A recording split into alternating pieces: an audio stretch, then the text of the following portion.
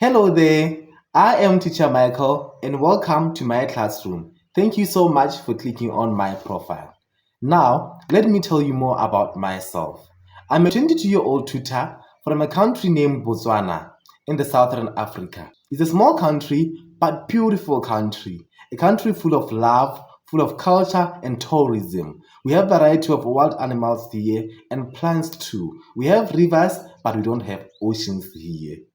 I hold a 120-hour TOEFL certificate from Teacher Record, and I'm currently pursuing a bachelor's degree in finance in the University of Botswana.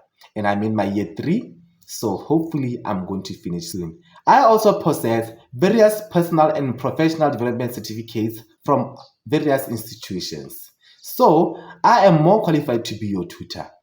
In my classroom, my approach is that we are going to do more of conversational English and grammar work, and also the pronunciation and the punctuation.